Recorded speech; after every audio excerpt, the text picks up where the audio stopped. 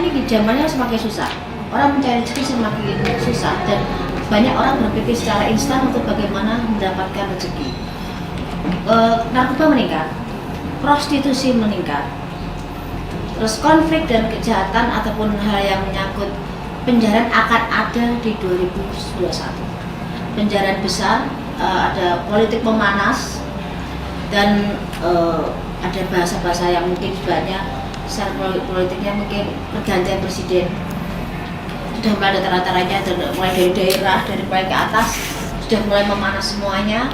Memang akan ada pergantian, tapi dimulai dengan adanya penjarahan, keributan, hal yang sudah diupayakan pemerintah untuk meredam semuanya memang bisa, tapi tidak bisa maksimal dengan banyak yang pro dan kontra pemerintahan sekarang.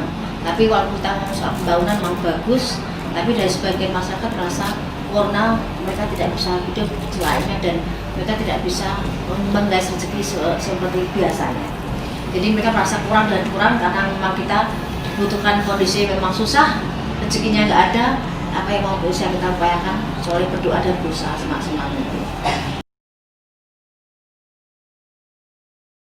Kita hari ini ada program yang sangat khusus karena saya diminta oleh banyak orang untuk memberi tanggapan dari seorang peramal atau paranormal, whatever biasa disebut. Saya kurang begitu mendalami, tetapi saya dapat beberapa link-link video dari YouTube yang saya mau berbagi sedikit. Program ini bukan untuk saling menyerang, saling menyatakan kesalahan, bukan. Tapi program ini adalah program yang perlu untuk saling membangun demi Indonesia yang penuh dengan damai sejahtera. Dan Indonesia yang sesuai dengan Pancasila yang hukum pertamanya adalah ketuhanan yang Maha Esa. Jadi saya mulai dengan Imamat pasal 11 ayat 26 bagian B. Dikatakan janganlah kamu melakukan telaah atau ramalan. Jadi saudaraku yang kasih dalam Tuhan, di dalam iman Kristen, ya kan, sekali lagi saya ulangi, di dalam iman Kristen, ramalan, baik ramalan nasib, ramalan tentang hari depan, ramalan-ramalan garis tangan, ramalan-ramalan kehidupan, kata Alkitab itu adalah telaah dan tenung. Dan dalam iman Kristen itu dipercaya sebagai bagian dari kerja kuasa kegelapan. Jadi Alkitab berkata iblis menyamar sebagai malaikat terang. Jadi kelihatannya begini, oh kelihatannya membantu, kelihatannya oh menolong. Tetapi itulah cara kerja iblis. Iblis itu senang show of force. Iblis itu tidak maha tahu tapi senang untuk menunjukkan dirinya kayak tahu. Supaya apa? Supaya manusia terbelenggu. Makanya Alkitab bilang pencuri itu datang hanya untuk mencuri, membunuh dan membinasakan. Jadi yang pertama dia curi perhatian kita dulu supaya kita kagum. Ya kan? Oh kok dia tahu ya gitu. Nah saya mau sudah menyaksikan dulu link YouTube berikut ini dari seorang yang mungkin disebut peramal atau paranormal whatever, saya nggak terlalu mengenalnya, yaitu Mbak Yu. Dikenalnya sebagai istilah Mbak Yu yang meramalkan bahwa antara akhir Desember sampai Juli akan ada pesawat yang jatuh.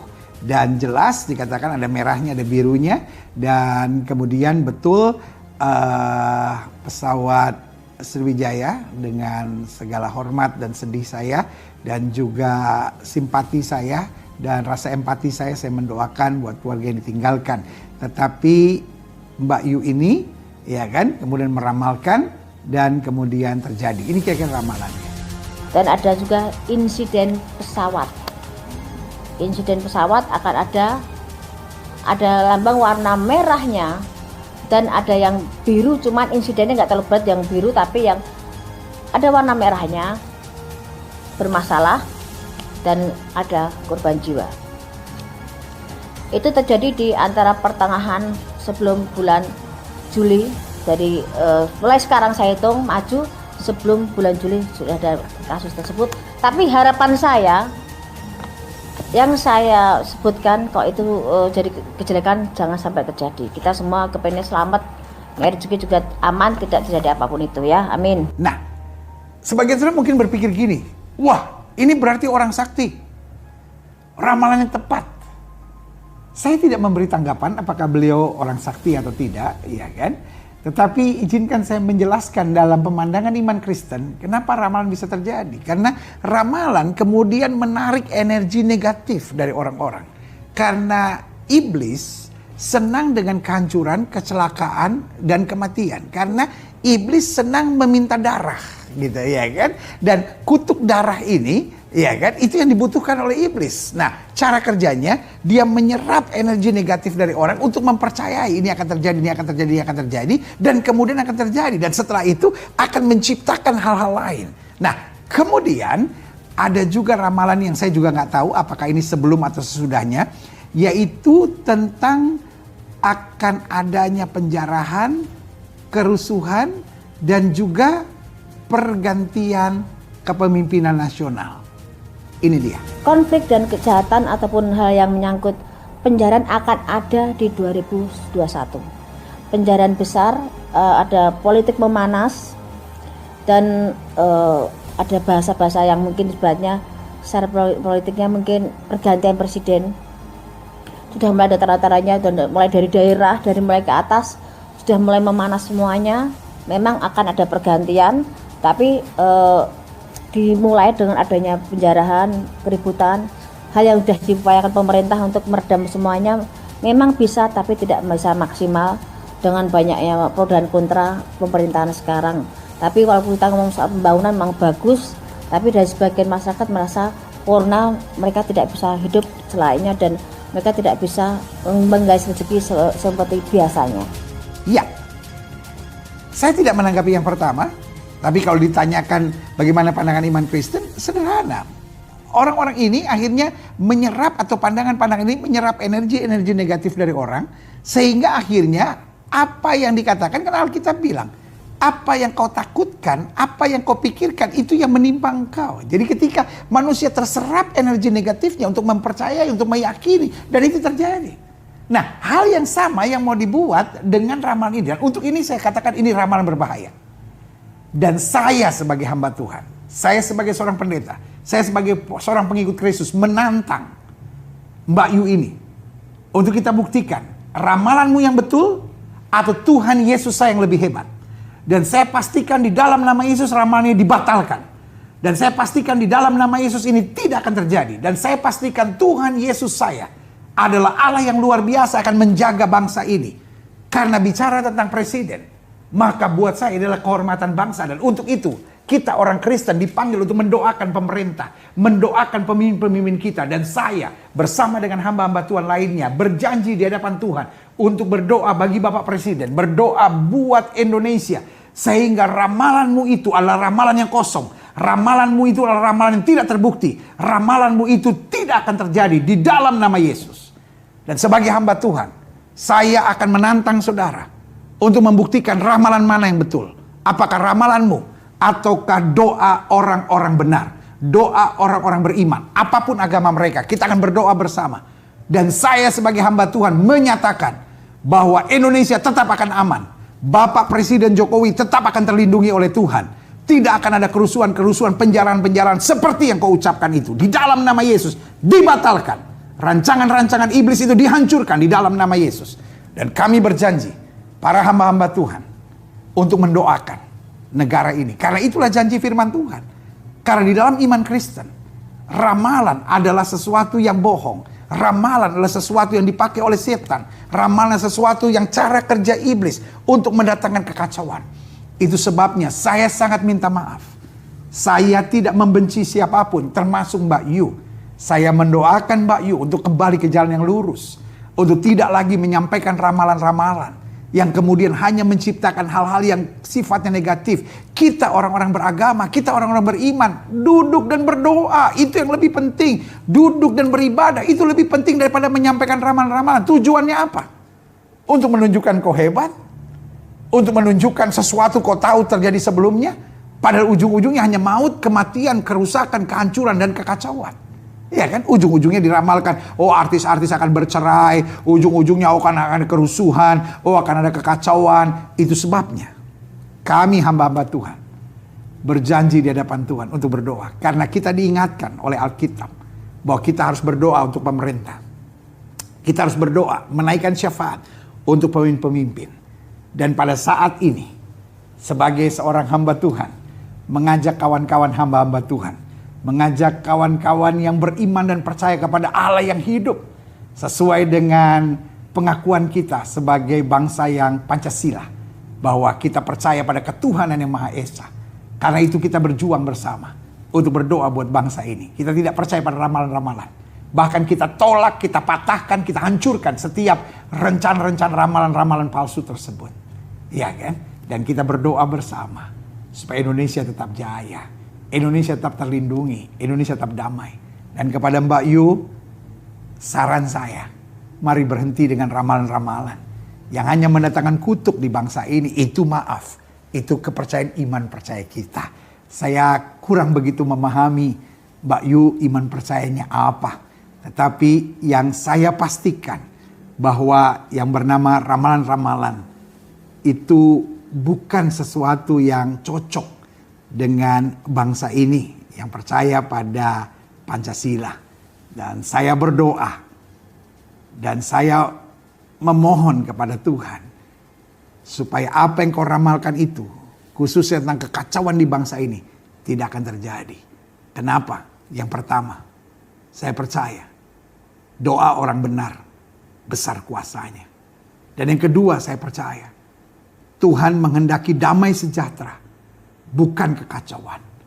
Dan yang ketiga, saya pegang firman Tuhan, bahwa umat yang atasnya namaku merendahkan diri berdoa mencari wajahku, maka Tuhan akan memulihkan keadaannya. Indonesia, negeri yang diberkati. Betul hari-hari ini Indonesia sedang menghadapi pandemi. Betul Indonesia sedang menghadapi goncangan-goncangan. Karena masih saja ada yang menebarkan hoax-hoax tentang vaksinasi yang bisa berubah menjadi zombie, bisa merubah DNA. Itu semua hoax-hoax yang tidak berdasar sama sekali. Tetapi Indonesia tetap akan kuat. Karena masih begitu banyak hamba-hamba Tuhan dari berbagai agama yang berdoa untuk bangsa ini.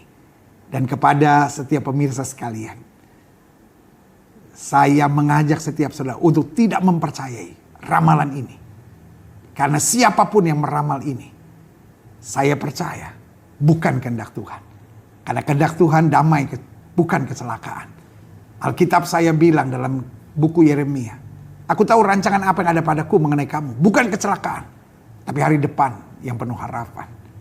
Indonesia memang sedang menghadapi badai, tetapi Bapak Presiden tetap di dalam doa-doa kita. Kapolri tetap dalam doa kita. Panglima TNI tetap dalam doa kita.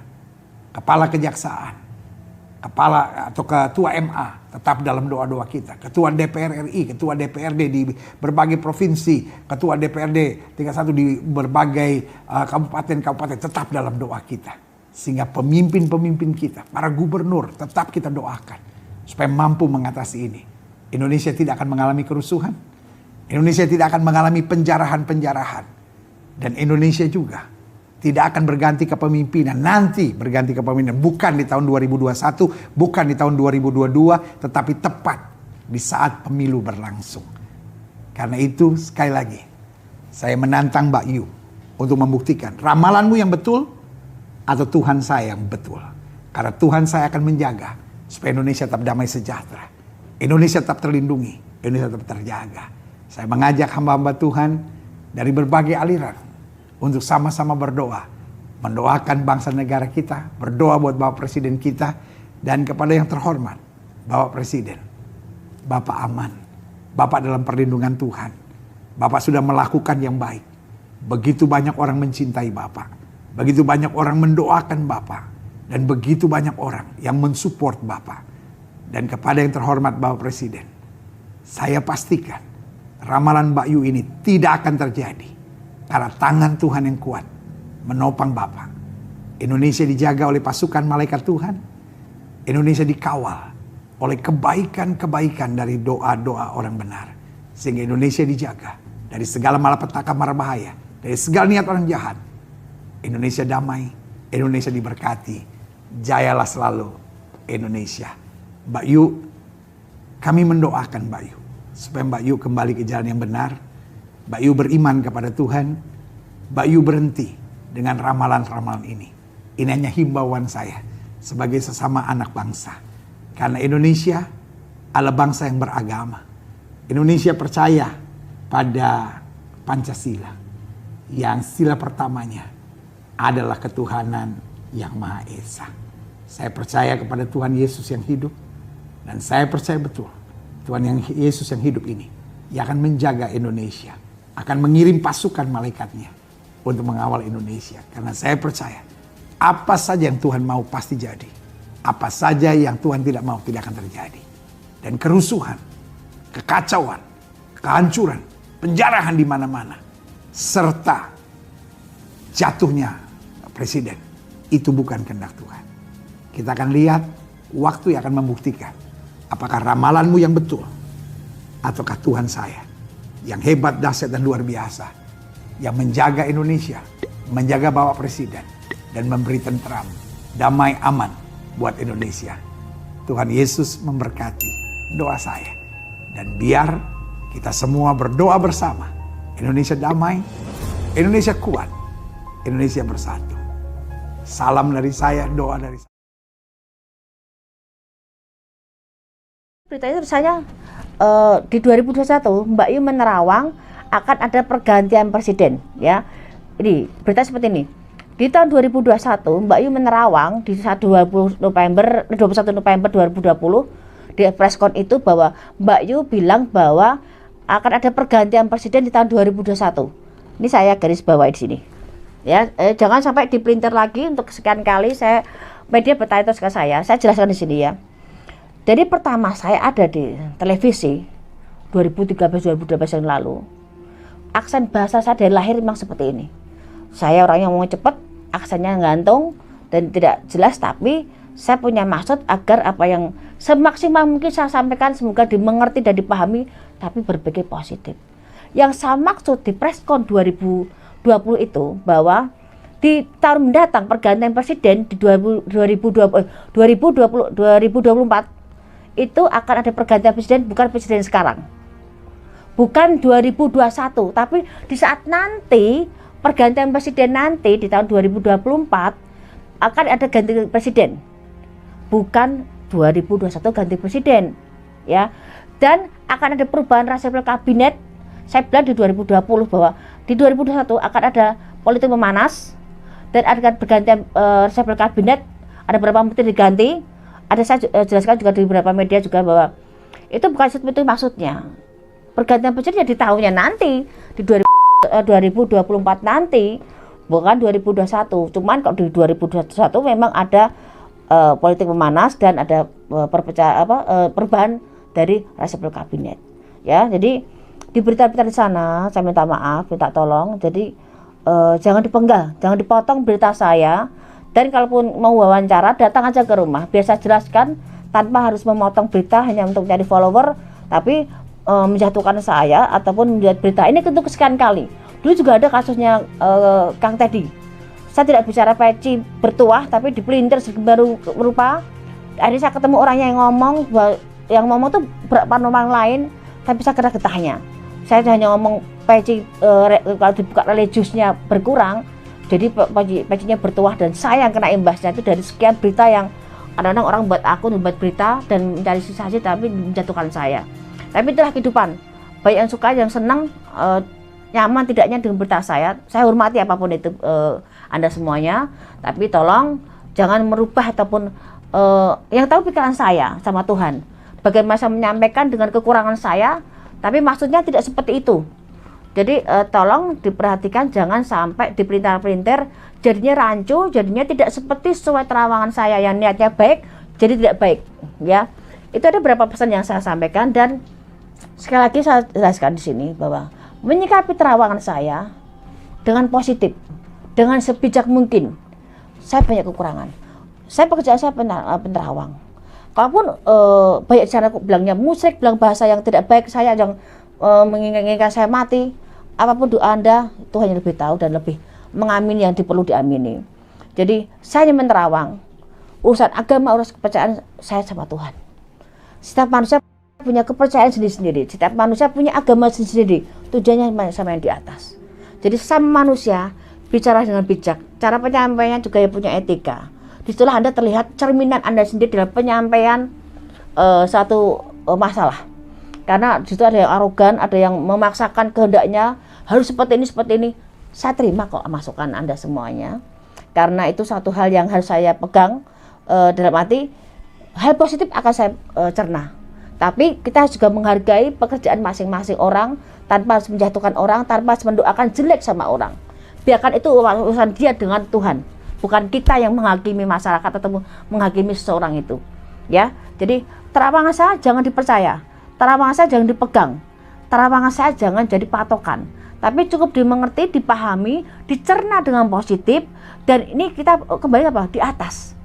Dengan terawangan saya, ayo sebagai manusia kita getol, banyak doa lagi, lebih diperketat lagi doanya, banyak istighfar, banyak mohon ampun zaman di atas. Kita satu sama lain saling mengingatkan, saling mendoakan, dan dipikir positif bagaimana saya berbicara, bukan untuk dipahami sejelimet mungkin enggak.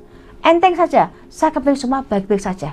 Apa yang terlihat, yang jelek tidak terlaksana, yang baik biarkan terlaksana.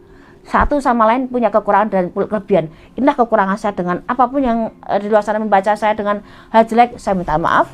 Tapi di luar sana kalau udah memahami maksud saya, terima kasih. Tapi kembali lagi, semua di atas, jangan percaya sama saya. Kalaupun ada terawangan yang benar, anggap aja itu kebetulan. Ya.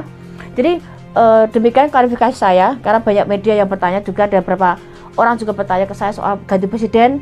Saya jelaskan lagi, tidak ada pergantian presiden di 2021, tapi adanya reshuffle kabinet.